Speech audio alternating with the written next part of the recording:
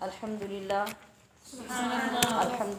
وکفا والصلاة والسلام علی سید الانبیاء وعلی آلہ التقى والنقى اما بعد فاعوذ باللہ من الشیطان الرجیم بسم اللہ الرحمن الرحیم لا يحب اللہ الجہر من السوء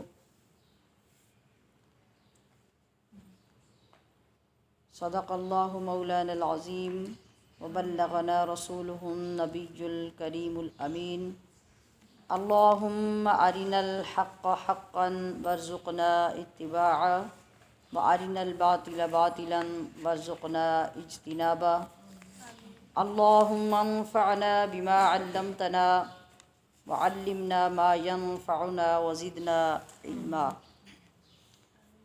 ان اللہ وملائکتہ یصلون علی النبی یا ایہا الذین آمنوا صلوا علیہ وسلموا تسلیما الصلاۃ والسلام علیک یا سیدی یا رسول اللہ وعلی آلک واصحابک یا حبیب اللہ۔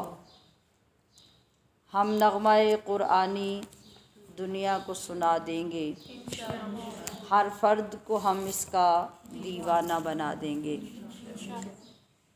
کیوں بولتے ہیں ہم ہر روز یہ شعر کہ بیٹھتے ہی ہمارا جذبہ تر و تازہ ہو جائے، اور اس کے ساتھ اپنے احتساب کی بھی ضرورت ہے کہ ہر روز اگر آغاز گفتگو میں ہم اس کو دہراتے ہیں تو پھر دن میں اس کی پاسداری کتنی کرتے ہیں۔ گفتگو سننے کے دوران، محفل کے بعد، پورے دن میں اس کی سرفرازی کے لیے، اس کی سربلندی کے لیے اور اس نغمہ ازلی کو دنیا تک پہنچانے اور سنانے کا کیا انتظام کر رہے ہیں۔ پورے دن میں کتنی بار آپ سوچتے ہیں اور کتنا عمل کر پاتے ہیں۔ ہر روز صبح اس کو دہرانے کا یہ مطلب ہے کہ ہر دن میں آپ کے کام میں، آپ کے جذبات میں، آپ کے عمل میں یہ ترقی ہو، اور پھر رمضان المبارک کے اختتام تک آپ کو اس کے اثرات نظر آئیں، اپنے چاروں طرف، اپنے معاشرے میں، اپنے احباب میں، اپنے ملنے والوں میں۔ تو اس جذبے کے ساتھ ہر روز یہ کہنا ضروری ہے اور پھر سارا دن اس کو سوچنا ضروری ہے، کیا کہ ہم نغمہ قرآنی دنیا کو سنا دیں گے، ہر فرد کو ہم اس کا دیوانہ بنا دیں گے۔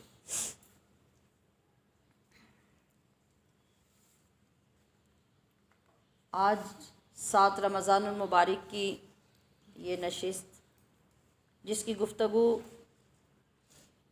چھٹے پارے پر مشتمل ہے، اس پارے میں 14 رکوع اور 15ویں رکوع کی 5 آیات ہیں۔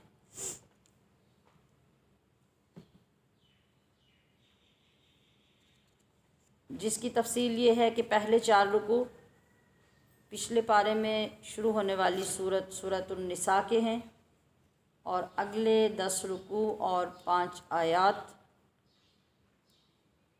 نئی شروع ہونے والی سورت کے ہیں، جو کہ سورۃ المائدہ کے نام سے ہے۔ تو پہلے رکوع کا آغاز کرتے ہیں، جس میں عیب جوئی اور برائی کی تشہیر کے بارے میں ذکر کیا گیا ہے کہ یہ کرنی چاہیے یا نہیں۔ اللہ تبارک و تعالیٰ نے اس پاک کلام کا آغاز ہی ان الفاظ سے کیا کہ لا يحب اللہ الجہر بالسوء من القول الا من ظلم، جس کا مطلب کیا ہے کہ اللہ تعالیٰ نہیں پسند فرماتا برائی کے اظہار کرنے کو اپنی بات چیت کے ذریعے، شور شرابے کے ذریعے، اظہار کے ذریعے، الا من ظلم، سوائے اس شخص کے جو مظلوم ہو، جس پہ زیادتی کی گئی ہو، اور وہ ظالم کے بارے میں لوگوں کو بتائے یا اپنے اوپر ہونے والے ظلم کے بارے میں بتائے۔ اس کے علاوہ لوگوں کی عیب جوئی کرنا، ان کی برائیوں کی تشہیر کرنا، دوسروں کے سامنے ظاہر کرنا، یہ بات اللہ کو بالکل پسند نہیں ہے۔ یعنی جب کوئی مظلوم ہے اور اس پہ کوئی شخص ظلم کرتا جا رہا ہے تو اس ظالم کے خلاف آواز بلند کرنا، وہاں جہاں آواز بلند کرنے کا اسے فائدہ ہو سکتا ہے، اس کی شریعت اجازت دیتی ہے۔ آگے اسی رکوع میں فرمایا گیا کہ جو لوگ اللہ کے کچھ رسولوں کو مانتے ہیں اور کچھ کو نہیں مانتے، وہ ایمان اور کفر کے درمیان کوئی تیسری راہ نکالنا چاہتے ہیں، حالانکہ ایمان واضح ہے، کفر واضح ہے، اور ان دونوں کے درمیان کوئی تیسری راہ نہیں ہے۔ مگر جو لوگ ایسا کرتے ہیں، یاد رکھیں کہ وہ پکے کافر ہیں۔ اور اجر کن لوگوں کے لیے ہے؟ جو مومن ہیں، اللہ تعالیٰ کی ذات اور تمام رسولوں پر اس طرح ایمان لاتے ہیں کہ کسی کے درمیان کوئی تفریق نہیں کرتے کہ ہم ان کو مانتے ہیں، ان کو نہیں مانتے، ان کو اتنا مانتے ہیں، ان کو اتنا مانتے ہیں، اس کی قطعاً اجازت نہیں ہے۔ جیسا کہ ہمارا عقیدہ ظاہر ہے کہ ہم جب ایمان کی صفت مفصل اور مجمل پڑھتے ہیں تو اس میں بھی ہم اظہار کرتے ہیں کہ ہم تمام نبیوں پر، تمام رسولوں پر، تمام فرشتوں پر، قیامت پر، قبر پر، حشر پر، عذاب پر، ثواب پر ایمان لاتے ہیں۔ بس ان کا ذکر کرتے ہیں اور ایمان لاتے ہیں، مگر تفصیلی ایمان کس پہ ہے؟ محمد الرسول اللہ صلی اللہ علیہ وسلم کی ذاتی اقدس پر، کیونکہ ہم آپ کی شریعت کے مکلف ہیں۔ لیکن ایمان میں تمام انبیاء اور رسول برابر ہیں، کسی میں فرق کرنے والا کافر ہو جائے گا۔ رکوع نمبر 2 میں ذکر کیا گیا یہود کے ان بے جا مطالبات کا جو وہ اپنے پچھلے نبیوں کے ساتھ بھی کرتے رہتے اور رسول اللہ صلی اللہ علیہ وسلم کی ذات اقدس کے ساتھ بھی، یعنی آپ کے سامنے بھی ایسے اوٹ پٹانگ مطالبے کرتے تھے۔ اس کے علاوہ اس رکوع میں ذکر کیا گیا عیسیٰ علیہ السلام کے متعلق عقیدے کا، ان کے متعلق عقیدہ یہی ہونا چاہیے کہ وہ زندہ ہیں، وہ قتل نہیں کیے گئے۔ یہود کا عقیدہ یہی تھا کہ ہم نے ان کو قتل کر دیا، جبکہ ہمارا عقیدہ قرآن عظیم، سنت مصطفیٰ، رسول اللہ صلی اللہ علیہ وسلم کے فرمان کے مطابق یہی ہے کہ عیسیٰ علیہ السلام کو اللہ کریم نے آسمانوں پر زندہ اٹھا لیا تھا، اور قرب قیامت آپ دوبارہ زمین پر تشریف لائیں گے، اور وہ نبی کی حیثیت سے نہیں آئیں گے بلکہ رسول اللہ کے امتی کی حیثیت سے آئیں گے۔ تو اس میں یہود کی ان خباثتوں کا تذکرہ کیا گیا، یعنی رسول اللہ صلی اللہ علیہ وسلم جب ایمان کی دعوت دیتے تو یہ کبھی کچھ کہتے، کبھی کچھ کہتے۔ تو ان میں ایک بات، ان کی ایک تقاضا یہ بھی تھا کہ ہم آپ پہ اس وقت ایمان لائیں گے جب آپ اللہ کی طرف سے ہمارے لیے باقاعدہ ایک خط لے کر آئیں۔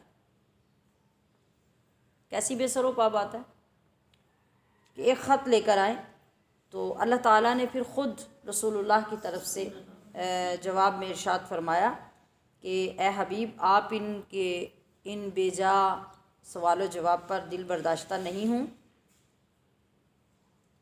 یہ کوئی بڑی بات نہیں ہے، ان کے بڑوں نے، ان کے آباء و اجداد نے تو موسیٰ علیہ السلام سے اس سے بھی بڑے بڑے مطالبے کیے تھے، اور وہ کیا مطالبے تھے آپ کو بھی یاد ہونا چاہیے۔ پہلے پارے میں کیا الفاظ آتے ہیں؟ لَن نُؤْمِنَ حَتَّى نَرَى اللَّهَ جَهْرَةً۔ یہاں تو وہ خط مانگ رہے ہیں، تو وہاں انہوں نے کہا تھا موسیٰ علیہ السلام سے کہ ہم تو تب آپ پہ ایمان لائیں گے نہیں جب تک کھلم کھلا ہمیں آپ اللہ کا دیدار نہیں کروائیں۔ حَتَّى نَرَى اللَّهَ جَهْرَةً، کھلی آنکھوں کے ساتھ جب تک ہم اللہ کو دیکھ نہیں لیں گے تب تک ہم آپ کو نبی رسول کچھ نہیں مانیں گے، نہ آپ پر ایمان لائیں گے۔ تو پھر فَأَخَذَتْكُمُ الصَّاعِقَةُ، ان کے اس فضول سوال پر اور ایسے اصرار اور مطالبے پر کیا ہوا؟ اللہ نے آسمان سے کڑک کا عذاب بھیجا جس نے آ کے ان کو پکڑا اور تباہ و برباد کر دیا۔ پھر موسیٰ علیہ السلام کو ہم نے کیسے واضح اور بین دلائل اور پھر معجزات، ہم نے پچھلے دنوں میں عصائے موسوی کے کتنے معجزے سنے۔ آپ کے پاس جو پتھر ہوتا تھا اس پتھر کے کتنے معجزات پڑھے۔ ہم تو پڑھ رہے ہیں نا، اور کتنے امپریس ہوتے ہیں پڑھ کے، ایکسائٹیڈ ہوتے ہیں، مگر وہ لوگ، ان کی بدبختی کا عالم یہ تھا کہ وہ تو ہر وقت حضرت موسیٰ علیہ السلام کے ہاتھ میں اس عصا کو دیکھتے، معجزات رونما ہوتے دیکھتے، پتھر سے پانی نکلتے دیکھتے، مگر اس کے باوجود کیا ہوا کہ موسیٰ علیہ السلام کو جب اللہ پاک نے کوہ طور پہ بلایا اپنا کلام دینے کے لیے، تو پھر اس کے بعد یہ لوگ بچڑے کی پوجا میں مبتلا ہو گئے، اس کو خدا بنا لیا۔ تو ایسی قوم سے کیا توقع ہو سکتی ہے؟ تو اللہ پاک فرما رہا ہے کہ پھر ان کی اس نافرمانی پر اور بدعقیدگی پر ہم نے کوہ طور کو زمین سے اکھیڑ کر بادلوں کی طرح ان کے اوپر یعنی مسلط کر دیا، اور اس پہ انہوں نے پھر توبہ بھی کی، عہد بھی دیا، اور ہم نے پھر ان کو معاف بھی کر دیا، مگر اگلے وقت میں یہ پھر کوئی نئی نافرمانی اور نیا برا کام کر لیتے۔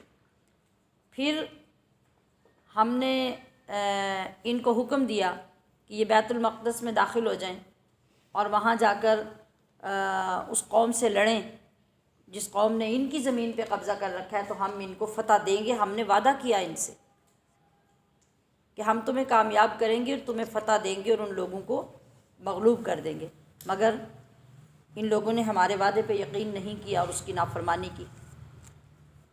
پھر ہم نے ان کے لیے ہفتے کا دن عبادت کا مقرر کیا اور اس پہ کچھ پابندیاں لگائیں، یہ اس پر بھی پورے نہیں اترے۔ پھر انہوں نے میرے بھیجے ہوئے نبیوں کو ناحق قتل کیا۔ پھر حضرت مریم صدیقہ پہ انہوں نے بہتان بازی کی۔ تو ان کے کوئی تھوڑے جرائم ہیں، یہ تو بڑی لمبی فہرست ہے۔ تو اب یہ ساری چیزیں گنوا کر اصل میں اللہ پاک کیوں نبی علیہ السلام کے سامنے ذکر فرما رہا ہے؟ صرف اس لیے کہ میرے محبوب کی دل جوئی ہو جائے، کہ وہ جو ان سے رنجیدہ خاطر ہو رہے ہیں، ان کے برے سلوک سے اور ان کی بری عادات سے پریشان ہو رہے ہیں، تو میرے محبوب کی پریشانی میں کمی آ جائے، یہ دل گرفتہ نہ ہو۔ پھر فرمایا کہ ان لوگوں نے یعنی یہودیوں نے عیسیٰ علیہ السلام کے قتل کا دعویٰ کیا، مگر یہ عیسیٰ علیہ السلام کو نہ تو قتل کر سکے، نہ ان کو سولی پہ چڑھانے میں کامیاب ہو سکے۔ کیا ہوا کہ اللہ پاک نے اپنی قدرت کاملہ سے آنن فانن ایک ایسا شخص پیدا کر دیا، بلکہ اس کی شکل بدل دی، وہ بالکل عیسیٰ علیہ السلام جیسی ہو گئی، اور انہوں نے ان کو پکڑ کے سولی پہ چڑھا دیا اور کہا کہ ہم نے عیسیٰ کو قتل کر دیا، سولی چڑھا دیا۔ اور عیسیٰ علیہ السلام کو اس دوران اللہ رب العزت نے یعنی جس گھر میں حضرت عیسیٰ علیہ السلام جس مکان میں تھے، تو ان کا بندہ جب دیواریں پھلانگ کر اندر گیا یعنی آپ کو پکڑنے کے لیے، گرفتار کرنے کے لیے، تو اسی اثناء میں اللہ پاک نے اسی گھر کے اندر سے عیسیٰ علیہ السلام کو تو آسمانوں پہ اٹھا لیا، اور وہ جو اندر گیا تھا اس کی شکل عیسیٰ جیسی بنا دی، اور انہوں نے اپنے ہی بندے کو پکڑ کر سولی چڑھا دیا اور شور مچا دیا کہ ہم نے عیسیٰ کو قتل کر دیا۔ تو اللہ تعالیٰ فرما رہا ہے کہ اللہ بڑا زبردست حکمت والا ہے، کوئی ہے جو اس کی حکمتوں کا مقابلہ کر سکتا ہے؟ تو آگے آنے والے وقت کے لیے بھی اللہ پاک ارشاد فرما رہا ہے کہ جتنے بھی اہل کتاب ہیں ان لوگوں کو ہر حال میں قیامت سے پہلے اور عیسیٰ کی موت سے پہلے عیسیٰ پر ایمان لانا پڑے گا، یعنی جب عیسیٰ علیہ السلام دوبارہ دنیا میں تشریف لائیں گے، ان کا نزول ہوگا، تو یہ اس وقت کی خبر دی جا رہی ہے۔ اب رکوع نمبر 3 میں وحی الہی اور نبوت کے سلسلے کا ذکر ہو رہا ہے کہ یہ دونوں چیزیں نئی نہیں ہیں بلکہ یہ ہمیشہ سے چلی آ رہی ہیں، یعنی ان کا آپس میں ربط ہے کہ ایک نبی کے جانے کے بعد دوسرا، دوسرے کے بعد تیسرا، تیسرے کے بعد چوتھا نبی دنیا میں آتے رہے، وحی کا سلسلہ قائم رہا اور نبوت بھی اسی طرح سے دنیا میں قائم رہی۔ ایک تو اس بات کا ذکر ہوا، اور دوسرے عیسائیوں کا عقیدہ تثلیث، اس کا رد رکوع نمبر 3 میں کیا گیا۔ یہ دیکھتے ہیں کہ یہ کیا ہے۔ یعنی اللہ تعالیٰ فرما رہا ہے کہ ہم نے نوح کو، ابراہیم کو، اسماعیل کو، اسحاق، یعقوب، عیسیٰ، ایوب، یونس، ہارون، سلیمان علیہ السلام کو اس سے قبل نبی بنایا، اور ان سب کو ہم نے بشیر و نذیر بنا کے بھیجا۔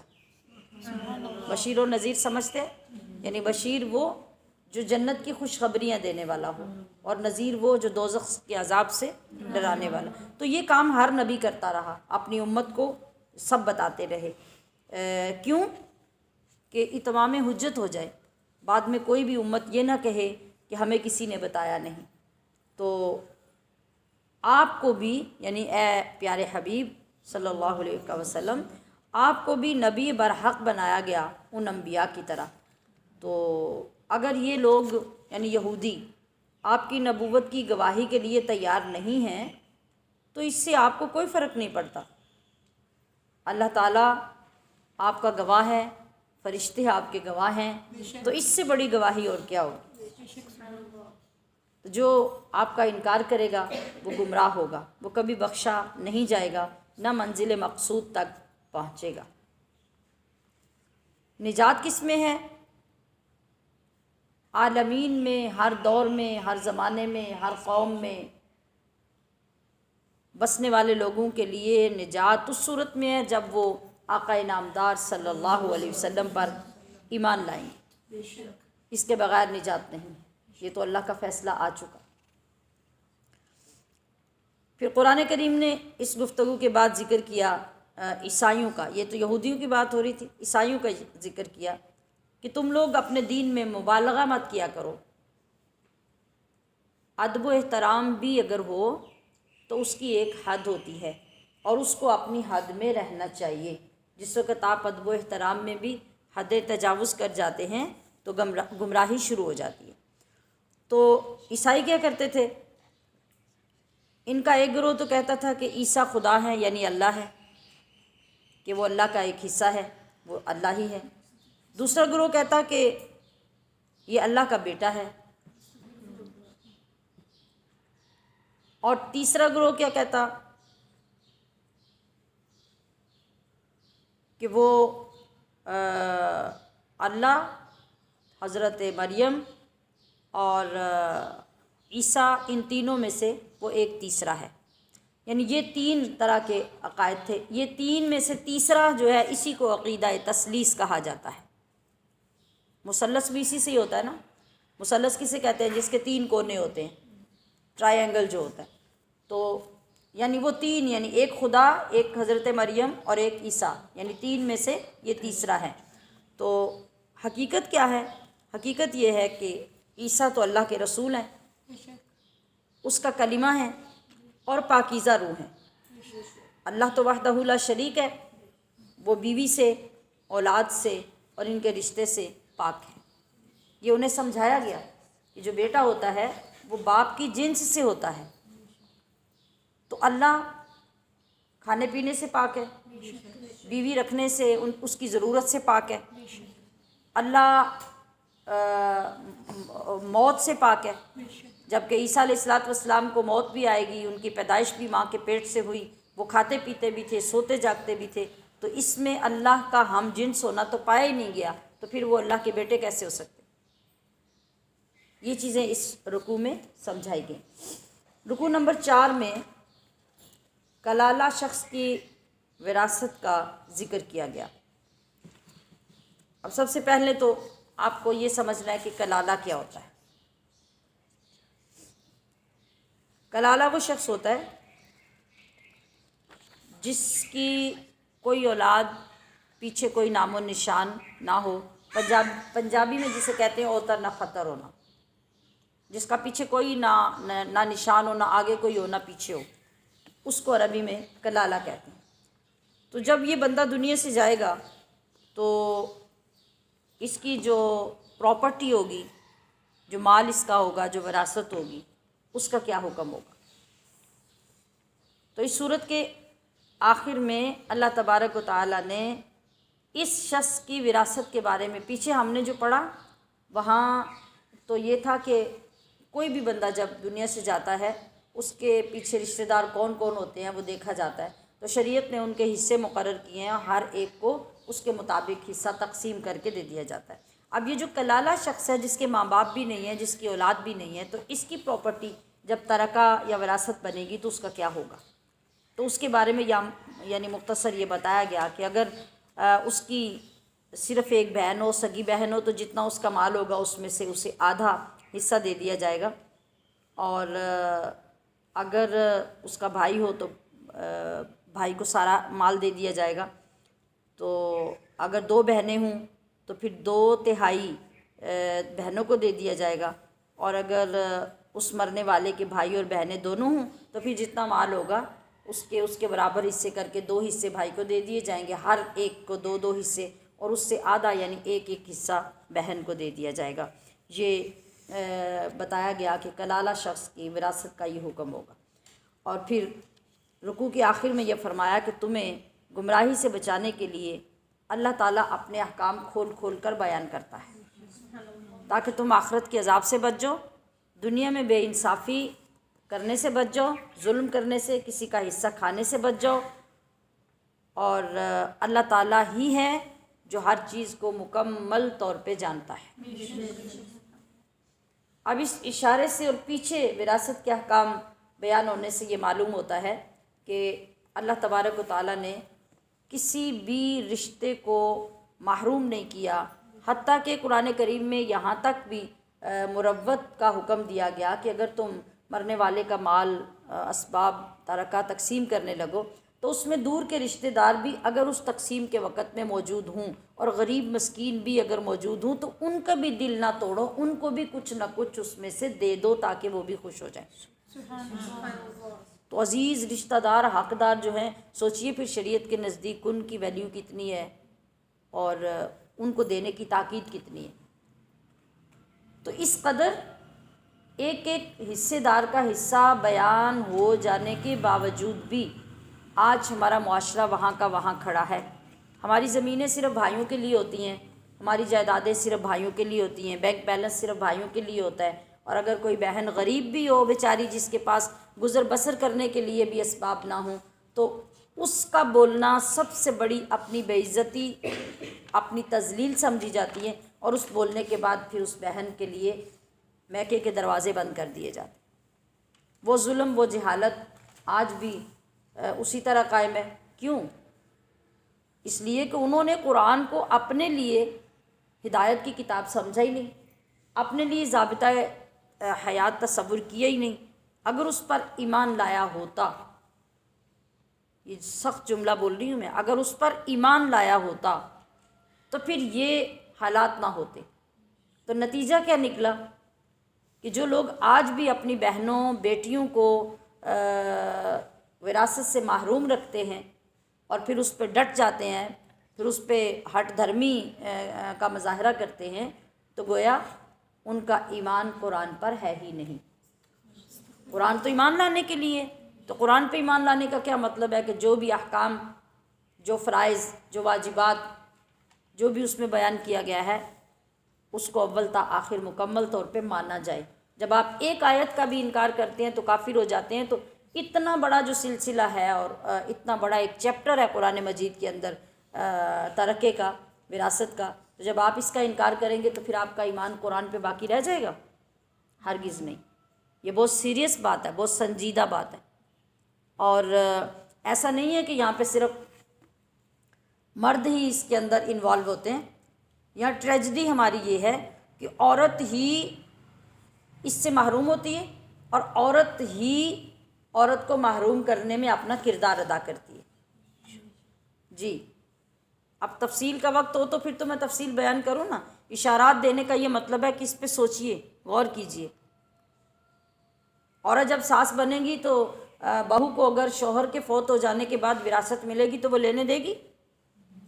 بولیے، لینے دیتی؟ سوال ہی پیدا نہیں ہوتا۔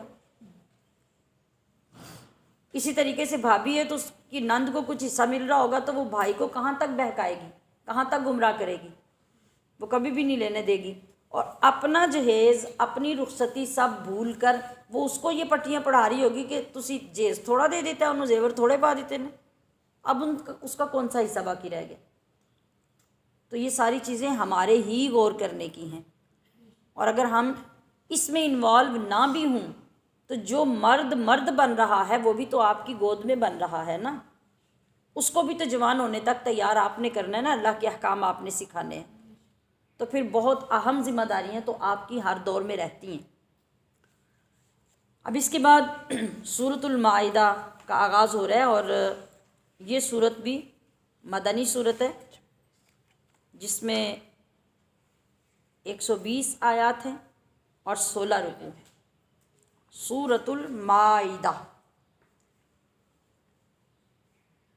اب ہم پچھلی صورتوں کی طرح اس کے نام کی وجہ تسمیہ بھی جان لیتے ہیں کہ مائدہ یہ بھی چونکہ عربی ہی کا لفظ ہے تو عربی میں دسترخوان کو مائدہ کہتے ہیں۔ اس صورت میں 2 مقامات پہ لفظ مائدہ استعمال ہوا ہے، جس کا معنی کیا عرض کیا میں نے؟ دسترخوان۔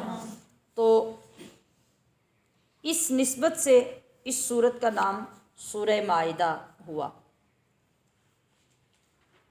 اس کے علاوہ بھی نبی کریم صلی اللہ تعالی علیہ وسلم نے فرمایا کہ اس صورت کا نام سورۃ العقود بھی ہے اور سورۃ المنقذہ بھی ہے۔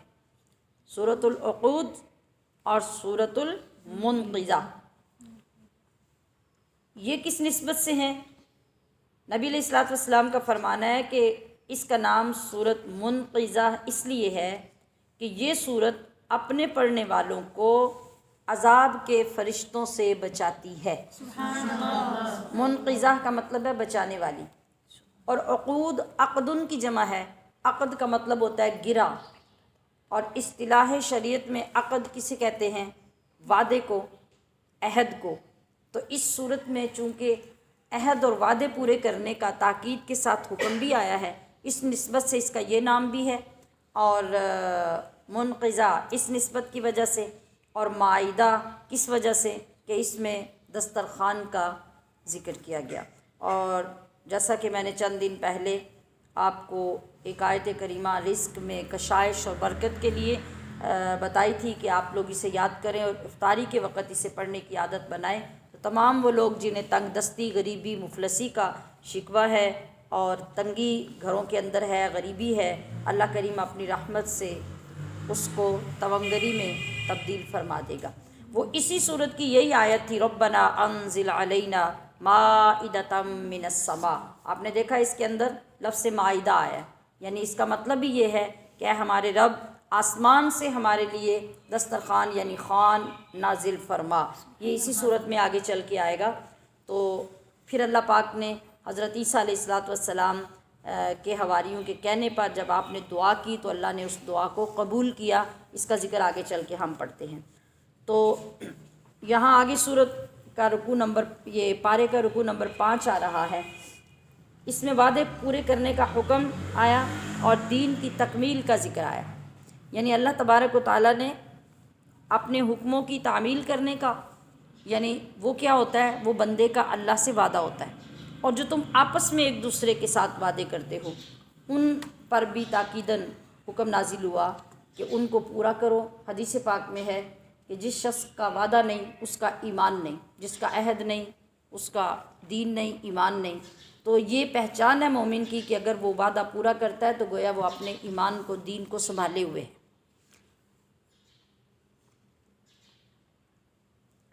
جی، اور پھر اسی رکوع میں کچھ مویشیوں کے جانوروں کے حلال و حرام کے بارے میں بھی ذکر کیا گیا، لیکن وہ تھوڑا طویل ہو جاتا ہے، اس لیے میں نے دانستہ اس کو زیادہ ذکر میں شامل نہیں کیا۔ اور پھر دوسری چیز جو اس رکوع میں ہے وہ اللہ تبارک و تعالیٰ کا اعلان ہے کہ جب یہ تمام حالات چلتے رہے اور احکام خداوندی نازل ہوتے رہے، یہود و نصارہ کے کردار کھل کے سامنے آتے رہے، تو آخر اللہ کریم نے اعلان فرمایا کہ آج کفر اسلام سے مایوس ہو گیا۔ سارا زور لگا لیا یہود و نصارہ نے، مگر یہ غالب نہیں آ سکے۔ اللہ کو دین اسلام غالب کرنا تھا، سو اس نے کر دیا۔ تو پھر اس نے ارشاد فرمایا الیوم اکملت لکم دینکم واتممت علیکم نعمتی ورضیت لکم الاسلام دینا۔ اب اس آیت کریمہ پہ اللہ پاک نے اعلان فرما دیا کہ میں نے تم پر اپنی نعمت پوری کر دی، تمہارا دین مکمل کر دیا، اور میں نے تمہارے لیے دین اسلام کو پسند کر لیا۔ کیا شان ہے اور کیا مقام ہے رسول اللہ صلی اللہ علیہ وسلم کی ذات اقدس کے ساتھ نسبت کی، کہ اللہ تبارک و تعالیٰ نے یہ نہیں فرمایا کہ تم اپنے لیے پسند کر لو یا میں نے تمہاری رہنمائی کر دی اس میں سے کچھ پسند کر لو، بلکہ خود اعلان فرما دیا کہ پسند بھی میں نے تمہارے لیے کر لیا۔ اور اگر ہم تھوڑا سا غور کریں تو ہم اس اہمیت کو سمجھ سکتے ہیں اور اس سے لطف اندوز ہو سکتے ہیں کہ جب کوئی بہت بڑی ہستی ہمارے لیے جس کی کوئی ویلیو ہی نہ ہو، ایک عام سا بندہ، ایک عام سی شخصیت اور ایک عام سا پرسن جو ہے، اس کے لیے کوئی بہت بڑے اعلیٰ مقام کی کوئی شخصیت، کوئی ہستی یہ کہے کہ یہ چیز میں نے تیرے لیے پسند کی، تو اس وقت کیا لذت ہوتی ہے، کیا حالت ہوتی ہے، خوشی کا مقام کیا ہوتا ہے۔ تو قیامت تک آنے والی مخلوقات کے لیے اور انسانیت کے لیے اللہ پاک اعلان کر رہا ہے کہ میں نے تمہارے لیے دین اسلام کو پسند کیا۔ اگر صرف یہ ایک جملہ ہمیں سمجھ آ جائے اور ہمیں ہر وقت یہ ذہن میں رہے تو کسی وقت بھی ہمارا ناز، ہمارا رشک، ہمارا فخر ختم نہیں ہو سکتا کہ ہم اس دین کے فالوور ہیں جسے اللہ نے ہمارے لیے پسند کیا۔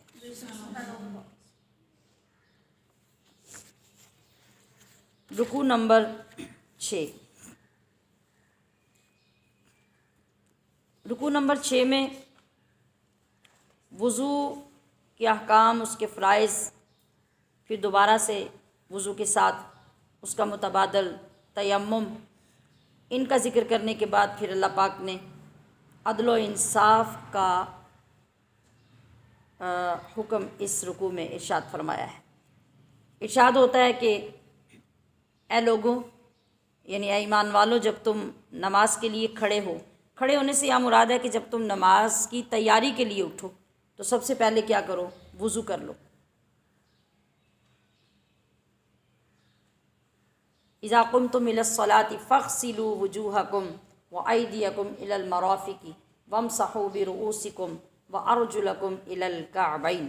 یہ چونکہ قرآن کریم ہے، اس سے جو نص قطعی سے فرض ثابت ہوتا ہے، تو وضو کے جو فرض ہیں ان کا ذکر اس آیت کریمہ میں کیا گیا، اور اب تک آپ کو یاد ہو چکا ہوگا، جو ہماری نئی بہنیں اور بچیاں شامل ہیں ان کی یاد دہانی کے لیے پھر عرض کر دیتی ہوں کہ وضو کے اندر 4 باتیں فرض ہوتی ہیں، اور فرض کی ویلیو یہ ہوتی ہے شریعت میں کہ اگر وہ کسی عبادت میں سے نکل جائے، چھوٹ جائے، غلط ہو جائے تو وہ عبادت ہوتی نہیں ہے۔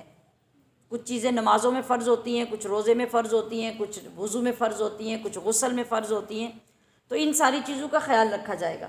تو وضو میں یہ 4 چیزیں فرض ہیں جن کا میں نے ابھی ذکر کیا۔ فاغسلوا وجوہکم، منہ کا یعنی چہرے کا مکمل، بالوں کی جڑوں کا جہاں سے آغاز ہوتا ہے وہاں سے لے کے ٹھوڑی کے نیچے تک، اور ایک کان کی لو سے دوسرے کان کی لو تک پورا دھونا، یہ وضو میں فرض ہے۔ اور وَأَيْدِيَكُمْ إِلَى الْمَرَافِقِ، ہاتھوں کے ناخنوں سے لے کے کوہنیوں سمیت جتنا حصہ ہوتا ہے یہ شرعی ہاتھ کہلاتا ہے، یہاں تک دھونا یہ فرض ہے۔ سر کا مسح کرنا یہ فرض ہے۔ وَأَرْجُلَكُمْ إِلَى الْكَعْبَيْنِ، اور گھٹنوں تک یعنی ٹخنوں سمیت پیروں کا دھونا یہ بھی فرض ہے۔ ان میں سے کوئی چیز چھوٹ جائے گی یا ان اعضاء میں سے ذرہ برابر بھی کوئی حصہ سوکھا رہ جائے گا تو وضو سرے سے ہوگا ہی نہیں۔ اور آگے فرمایا گیا کہ اگر پانی میسر نہ ہو، فَإِن لَّمْ تَجِدُوا مَاءً فَتَيَمَّمُوا صَعِيدًا طَيِّبًا، اگر پانی نہ ملے، پانی نہ ملنے کی صورتیں، یا پھر پانی ہو بھی تو تیمم کی صورتیں، یہ ساری فقہ کے کتابوں میں جو موجود ہیں ڈیٹیل، یہاں تو بہت لمبا ہو جاتا ہے، تو یہ ہم نے اپنے پچھلے کورسز میں پڑھے بھی ہیں باہر کیف، اور اب جب آپ کے پاس پوائنٹ آ گیا تو آپ ان کو دیکھ بھی سکتے ہیں۔ اب یوٹیوب پہ بھی تعمیل دین کے جو سارے ریکارڈ ہیں، آپ ان کے اندر بھی اس سبق میں جا کے اس کو اچھی طرح سے سن بھی سکتے ہیں، سمجھ بھی سکتے ہیں۔ تو پاک مٹی سے تیمم کر لیا جائے۔ تیمم کے بارے میں ہم نے کل یا پرسوں کے پچھلی گفتگو میں بھی پڑھا تھا کہ تیمم کے اندر کتنی چیزیں ضروری ہوتی ہیں۔ آپ کو اگر یاد ہو تو جلدی سے بتا دیجئے۔ سب سے پہلی چیز نیت کرنا، دوسری چیز ایک ضرب کے ساتھ اپنے پورے چہرے کے اوپر ہاتھ پھیرنا، دوسری ضرب کے ساتھ اپنے دونوں ہاتھ کونیوں تک ان کے اوپر وہ مٹی کے اندر ہاتھ لگا کے یا پھیر کر اوپر پھیرنا۔ یہ تین چیزیں جو ہیں یہ تیمم کے اندر لازم ہیں۔ مقصد کیا ہے؟ مقصد ان میں یہ ہے کہ تمہارے اندر صفائی اور پاکیزگی پیدا ہو اور تم اللہ کے شکر گزار بندے بن جاؤ۔ تم نے اللہ تعالیٰ سے جو عہد کر رکھا ہے اس کو یاد رکھو کہ اللہ تعالیٰ نے تم پر اپنی نعمت پوری فرما دی ہے، اب یہ تمہارا فرض بنتا ہے کہ اپنے رب کا ہمیشہ شکر ادا کرو، غفلت نہ برتو اور استقامت کے ساتھ اللہ کے احکام کی بجا آوری کرتے رہو، مضبوطی کے ساتھ حق کے لیے کھڑے ہو جاؤ اور ہمیشہ جہاں بھی ضرورت پڑے حق اور انصاف کے لیے گواہی دینے والے بن جاؤ، خواہ کوئی تمہارے سامنے اپنا ہو یا پرایا، تمہارے موافق ہو یا مخالف، تمہارا دوست ہو یا دشمن، جس کے ساتھ بھی تمہارا معاملہ ہو وہ انصاف کے ساتھ ہونا چاہیے، اور جب بھی کبھی تمہیں بات کرنی پڑے انصاف کی بات کرو، سچی بات کرو، کسی کی رعایت نہیں کرو۔ یہ بات ہمارے اندر کتنی پائی جاتی ہے ہم خود اس کا اندازہ بخوبی کر سکتے ہیں۔ تھوڑی سی مروت، تھوڑا سا تعلق، ذرا سا کسی کا پریشر، روب، یہ اس قدر ہمارے اوپر غالب آتے ہیں کہ ہم اللہ کو بھول جاتے ہیں، اللہ کے حکم کو بھول جاتے ہیں، غیرت ایمانی ہماری ختم ہو جاتی ہے اور ہم ایک ٹکے کے بندے کو راضی کرنے کے لیے اپنے رب کو ناراض کر دیتے ہیں، اپنے نامہ اعمال کو سیاہ کر دیتے ہیں، اور پھر ہم جھوٹ بھی بولتے ہیں اور عدل و انصاف کے خلاف گواہی بھی دے دیتے ہیں، صرف ایک معمولی سی بات کے لیے، صرف اپنے تعلق دوسرے کے ساتھ صحیح رکھنے کے لیے، اور پھر دوسرا وقت جب آتا ہے تو پھر اللہ پاک انہی لوگوں کے سامنے ایسے بندے کو ایسے ذلیل و رسوا کرتا ہے کہ وہ آنکھ اٹھا کے دیکھنے کے بھی قابل نہیں رہتا۔ اس لیے ہماری فلاح، ہماری کامیابی ہمیشہ اسی بات میں ہے کہ ہم اللہ کے احکام کی پیروی کریں، اس کے فرما بردار رہیں اور کبھی بھی اس کے احکام سے روگردانی نہ کریں۔ رکوع نمبر 7، رکوع نمبر 7 میں ذکر کیا گیا کہ اللہ کی طرف سے تمہارے پاس اللہ کا نور اور روشن کتاب آ گئی۔ اب رکوع نمبر 6 کے تذکرے کے بعد اہل کتاب کا ذکر کیا گیا اور یہودیوں کو یاد دلایا گیا کہ جو ان کے آباء و اجداد تھے ان کو ہم نے اپنے عہد کا، اپنے وعدے کا پابند بنایا تھا، اور ان کے جو 12 قبیلے تھے جس کا ذکر ہم پیچھے پڑھ چکے ہیں کہ بنی اسرائیل کے 12 قبیلے تھے، اسی لیے جب پانی بھی اللہ پاک نے ظاہر کیا پتھر سے تو 12 چشمے نکالے، تو ان پہ 12 نگران مقرر کر دیے گئے تھے، مگر انہوں نے اللہ کے عہد کو توڑ دیا، اور اللہ کا عہد جو توڑ دیتا ہے، یہ بڑی امپورٹنٹ بات میں کرنے لگی ہوں، جب انسان اللہ کی نافرمانیوں میں مبتلا ہو جاتا ہے نا، اور اللہ کے عہد توڑتا رہتا ہے۔ یہ سارے عہد ہی ہیں جو ہمارے فرائض و واجبات ہیں نا، یہ سارے ہمارے عہد ہیں۔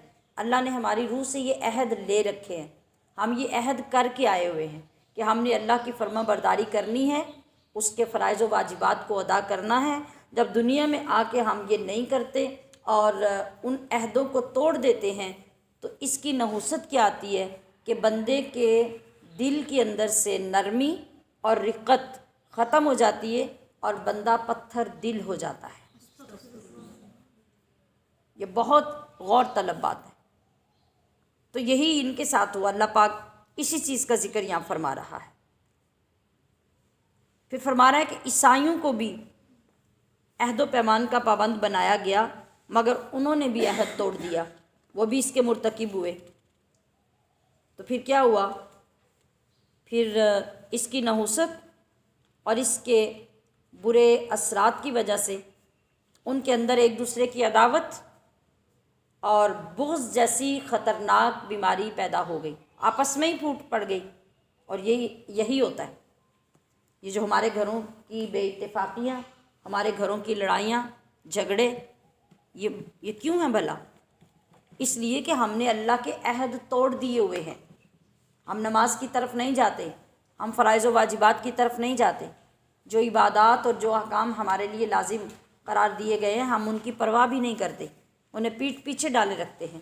تو پھر اس کا نتیجہ کیا نکلتا ہے؟ ہمارے گھروں میں، ہمارے سگے رشتوں میں ایسی عداوتیں، ایسی لڑائیاں، ایسے جھگڑے، ایسی دشمنیاں پیدا ہوتی ہیں کہ بندہ سوچ کے حیران رہ جاتا ہے کہ کبھی سگے رشتے بھی اتنے دشمن ہوئے ہیں۔ یہ سب نحوست اس وجہ سے ہے۔ تو اللہ تبارک و تعالیٰ نے پھر فرمایا اہل کتاب کو کہ ہم نے تمہارے پاس اپنا رسول بھیج دیا ہے جو تمہاری برائیوں، تمہاری خیانتوں، تمہاری عہد شکنیوں سے تمہیں مطلع کرتا ہے۔ تو تحقیق تمہارے پاس اللہ کی طرف سے ایک نور آیا ہے، اور وہ نور کون ہے؟ وہ محمد الرسول اللہ۔ قد جاءکم من اللہ نور و کتاب مبین۔ اور روشن کتاب، اس سے مراد کیا ہے؟ قرآن مجید۔ اور فرمایا کہ اس کتاب کی اور اس نور یعنی محمد الرسول اللہ کی اتباع کرتے رہو گے تو تم سلامتی کے راستے پہ چل سکو گے اور کفر کی اندھیریوں سے نکل کر صراط مستقیم پہ گامزن ہو سکو گے۔ اگر ایسا نہیں کیا تو پھر سیدھے راستے پہ آنے کی تمہارے لیے کوئی صورت نہیں بچے گی۔ رکوع نمبر 8۔ رکوع نمبر 8 میں پھر بنی اسرائیل کی عہد شکنی، ان کی بزدلی اور اس بزدلی پر ملنے والی سزا کا ذکر کیا گیا ہے۔ یعنی جس وقت موسیٰ علیہ السلام نے اپنی قوم کو جہاد کے لیے کہا تھا اور فرمایا تھا کہ اللہ تعالیٰ نے تمہیں مذہبی قیادت اور سیاسی قیادت کا منصب عطا کیا ہے، تم ایسے لوگ ہو کہ اللہ نے تمہیں اپنے زمانے میں ساری دنیا پر فضیلت عطا کی ہے، تمہارے خاندانوں میں اللہ نے نبی، رسول اور بادشاہ پیدا کیے ہیں، تو اب تمہارے لیے ضروری ہے کہ اللہ کا حکم مانو اور بیت المقدس جو تمہاری ہی آبائی جگہ ہے، جس پہ قوم جبارین قابض ہو چکی ہے، اس کو وہاں سے نکالنے کے لیے تمہیں نکلنا ہوگا، کمر بستہ ہونا ہوگا اور جنگ کرنی ہوگی۔ اور جنگ سے پہلے ہی قبل از وقت اللہ نے تم سے کامیابی کا وعدہ فرما لیا ہے۔ مطلب کیا ہے کہ تمہیں صرف نکلنا ہوگا۔ جیسے کوئی کہتا ہے نا کہ بھئی کوئی طاقتور ہو، ہمارے اوپر کسی کا سایہ کو سرپرستی ہو، تو وہ کہے کہ بھی تمہارا کام صرف آنا ہے، آگے میں سنبھال لوں گا۔ کتنی تقویت ملتی ہے، کتنا حوصلہ ہوتا ہے۔ تو اللہ فرما رہا ہے کہ تم نے صرف نکلنے، آگے میں سنبھال لوں گا۔ کامیابی تو میں نے پہلے ہی تمہارے لیے لکھ دی ہے، فتح تمہارے نام پہلے کر چکا ہوں، لہٰذا اب تم نے صرف حکم کی بجا آوری کرنی ہے۔ مگر وہ لوگ اپنی طبع خباثت کی وجہ سے اور اپنی بزدلی کی وجہ سے آئیں بائیں شائیں کرنے لگے اور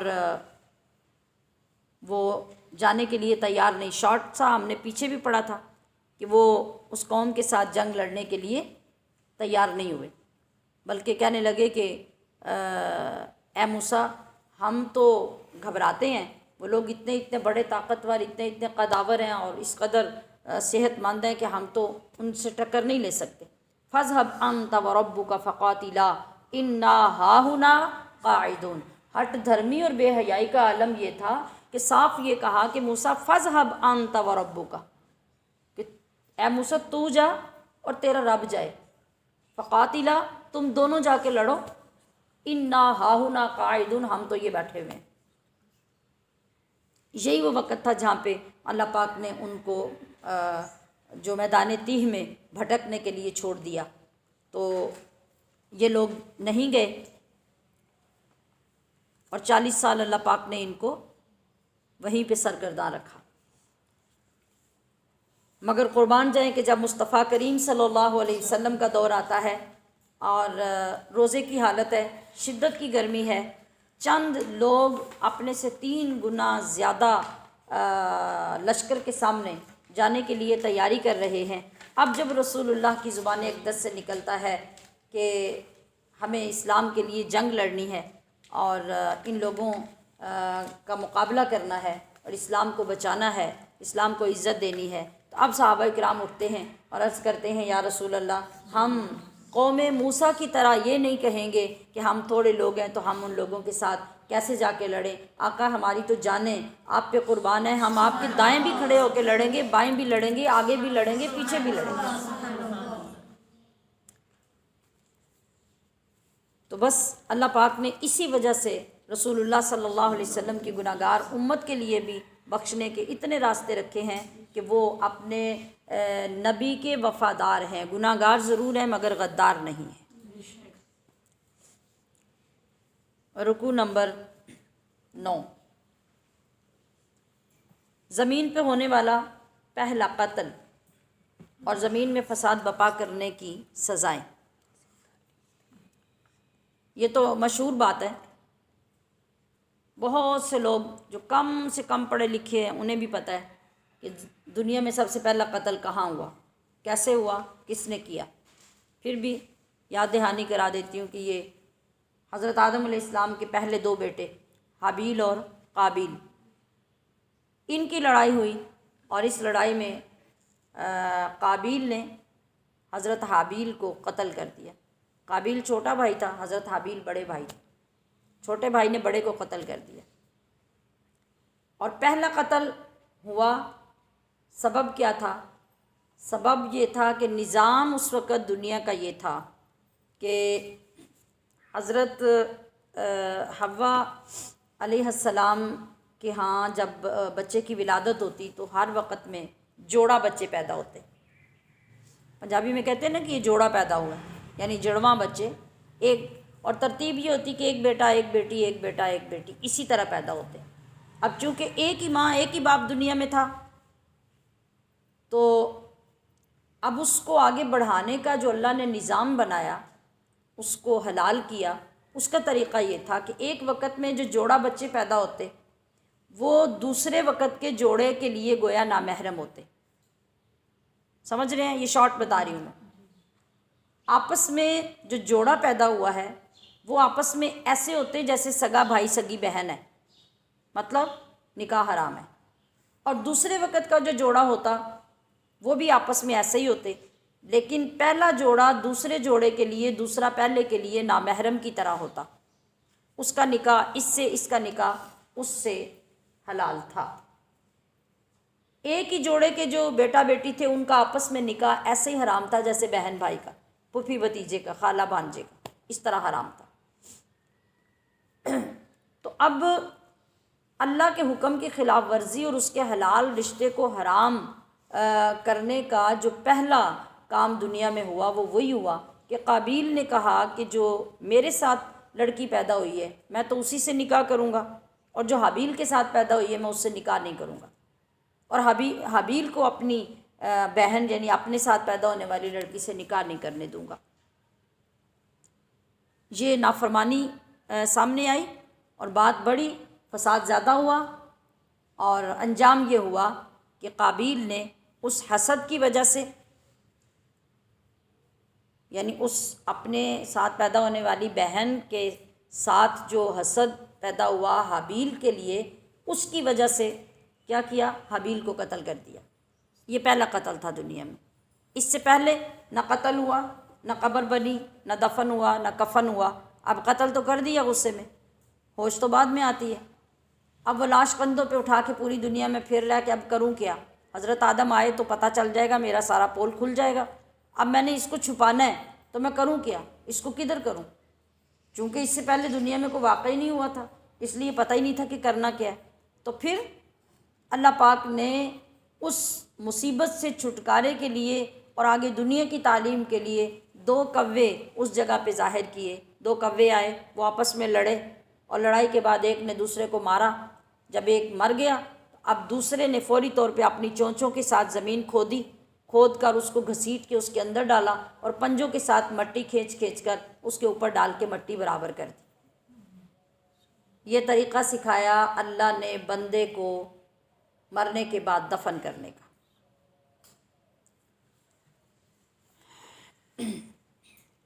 جی، اب اس کے بعد دوسری بات یہاں یہ بیان کی گئی کہ اسلامی حکومت میں جب کوئی باغی یا کوئی ڈاکو یا چور جب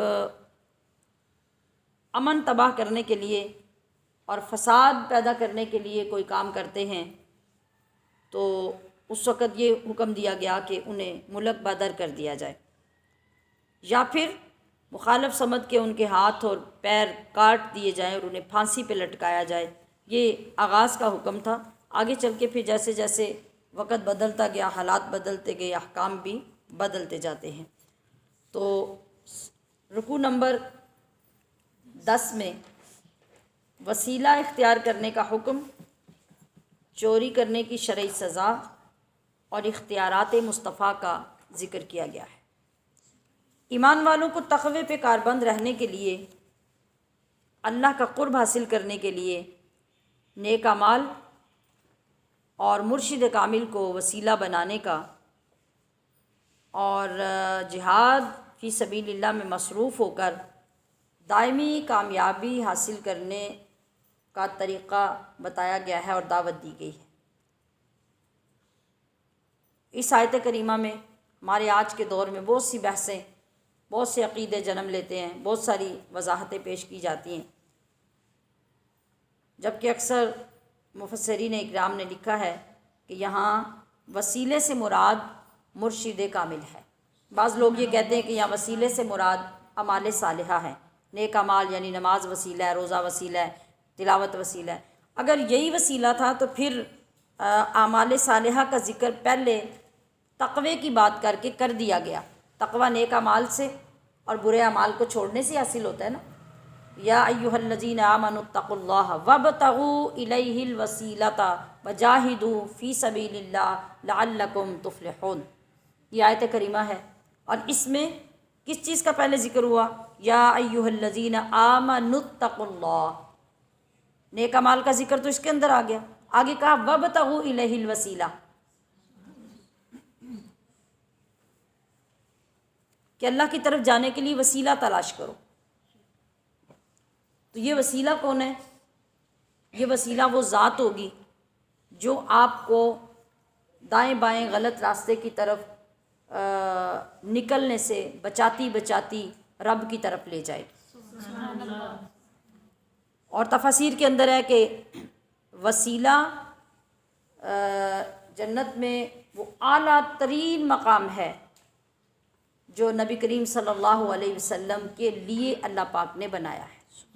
جیسا کہ ہم اذان کے بعد دعا کرتے ہیں، یاد کریں ذرا، ہمیں اس کا پتہ نہیں ہوتا۔ میں اسی لیے عرض کرتی ہوں نا کہ ترجمہ سیکھیں، الفاظ کے معانی سیکھیں، تو آپ کو ہر بات کہتے ہوئے لذت بھی آئے اور آپ اس مقام کو بھی تصور میں دیکھیں کہ ہم کس کے لیے کیا کہہ رہے ہیں۔ اللہم رب هذه الدعوة التامة والصلاة القائمة آت محمدا الوسیلۃ والفضیلہ۔ ہم کیا کہتے ہیں کہ اے اللہ ہمارے پیارے نبی صلی اللہ علیہ وسلم کو وسیلہ عطا فرما، تو وہ وسیلہ جو اللہ پاک نے نبی علیہ الصلوۃ والسلام کے لیے ہی مقام بنایا ہے، یہ اس وسیلے کی دعا کرتے ہیں، تو اس کے بدلے میں ہمیں کیا انعام ملنے والا ہے؟ رسول اللہ کی شفاعت۔ تو یہاں اس وسیلے سے مراد کیا ہے؟ وہ ذات جو آپ کو برائیوں اور گمراہی کے راستوں سے ہٹا کر اللہ کی طرف قرب دلا دے، وہ وسیلہ ہے۔ یہاں اس کا ذکر کیا گیا، اور اس کے بعد چوری کی شرعی سزا قرآن پاک میں اسی جگہ پہ ارشاد ہے، والسارق والسارقۃ فاقطعوا ایدیہما جزاء بما کسبا، کہ چوری کرنے والے کے ہاتھ کاٹنے کا حکم دیا گیا، اور شریعت نے فرمایا کہ یہ چوری کے سدباب کا بہترین انتظام ہے، کہ جب چند لوگوں کے سامنے ہاتھ کٹیں گے، سزا ملے گی، تو پھر کیا ہوگا؟ پھر ایک تو چور بھی اس جرم سے توبہ کرے گا، اور پھر دوسرے چوروں کے لیے عبرت کا سامان ہوگا۔ جی آگے نبی کریم صلی اللہ علیہ وسلم کے اختیارات کا ذکر ساتھ کیا گیا۔ فرمایا گیا کہ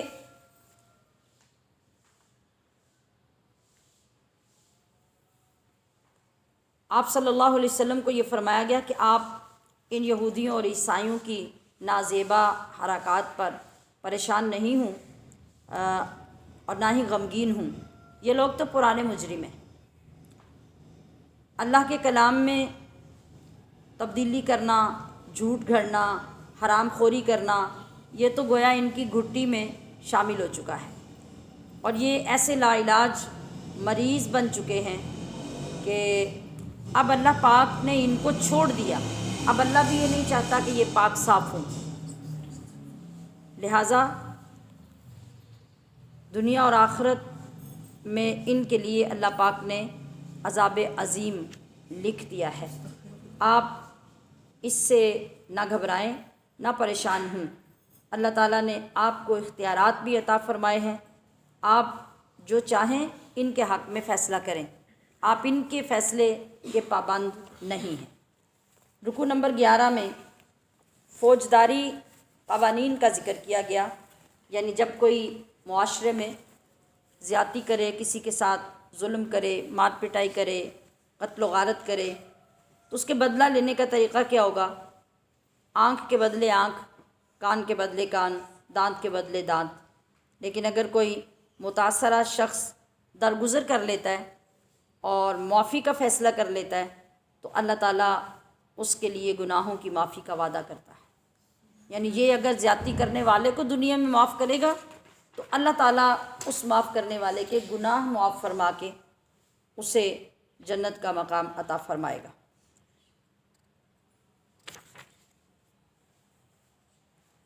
تو فرمایا گیا کہ ہم نے ہر قوم کے لیے زندگی کا نظام وضع کر دیا، اگر ہم یہ چاہتے تو پھر دنیا کے تمام انسانوں کو ایک ہی مذہب کا پابند بنا دیتے۔ کیا مشکل تھا اللہ کے لیے؟ کوئی مشکل تھا؟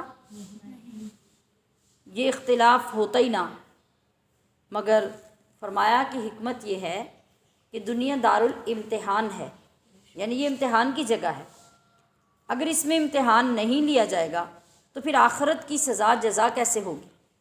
یہاں امتحان لینا ہے اور وہ طرح طرح سے لیا جاتا ہے، ایک ہی طرح کا امتحان ہو تو امتحان تو رہتا ہی نہیں، پھر تو ساری چیزوں کا سب کو پتہ چل جاتا ہے۔ ہر ایک درجے کا امتحان مختلف ہوتا ہے، ہر کلاس کا، ہر اسکول کا، ہر انسٹیٹیوٹ کا امتحان جدا جدا ہوتا ہے۔ تو فرمایا کہ اس لیے کہ یہ دنیا امتحان کا گھر ہے، لہٰذا ہر شخص کو نیک اعمال میں آگے بڑھنے کی، سبقت لے جانے کی کوشش کرنی چاہیے۔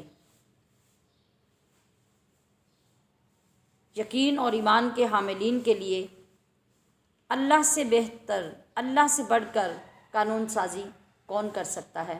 کوئی نہیں کر سکتا۔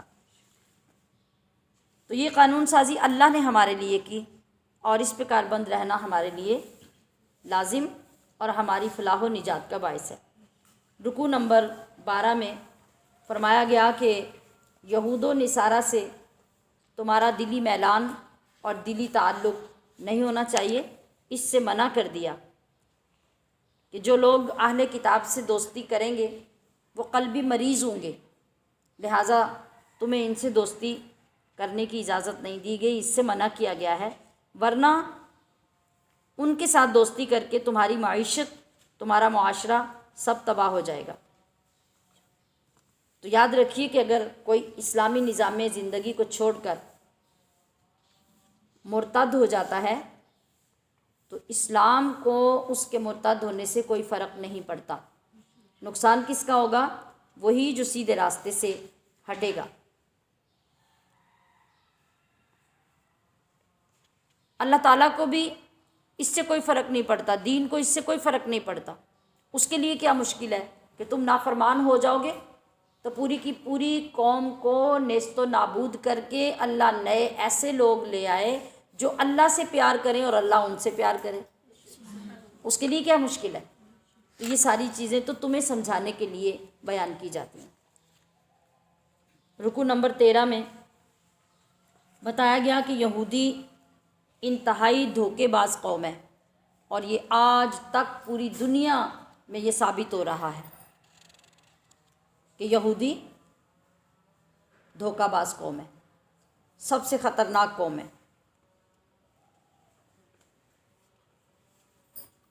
اور اللہ کے نزدیک سب سے برا انجام بھی انہی دھوکہ باز لوگوں کا ہے جو زبان سے تو اسلام کا اقرار کرتے ہیں مگر ان کے دلوں میں کفر بھرا ہوا ہے، حتیٰ کہ یہ اللہ کو کہتے ہیں کہ اللہ کے ہاتھ بندھے ہوئے ہیں، تو اللہ فرماتا ہے کہ ان پہ اللہ کی پھٹکار ہو۔ کیا یہ نہیں جانتے کہ اللہ کے ہاتھ تو فراخ ہیں، وہ تو جسے چاہتا ہے وہ جیسے چاہتا ہے اپنے بندوں پہ خرچ کرتا ہے، کوئی اسے روک نہیں سکتا، نہ اس کے دولت اور اس کے فضل کے خزانوں کو کم کر سکتا ہے۔ رکوع نمبر 14 میں اللہ تعالیٰ نے نبی علیہ الصلوۃ والسلام کو اپنی طرف سے حفاظت کی ضمانت عطا فرمائی ہے کہ حکم دیا گیا کہ آپ اپنی تمام تر صلاحیتیں رسالت کی تبلیغ میں صرف کر دیں، اور اس بات کی فکر نہیں کریں کہ یہ کفار اور مشرکین آپ کو اذیت پہنچائیں گے یا نقصان پہنچائیں گے۔ اللہ تبارک و تعالیٰ نے آپ کو مکمل تحفظ فراہم کرنے کی ضمانت دے دی ہے، لہٰذا جتنی چاہیں کوئی کوششیں کرتا رہے، در حقیقت آپ کا کوئی کچھ بگاڑ نہیں سکتا۔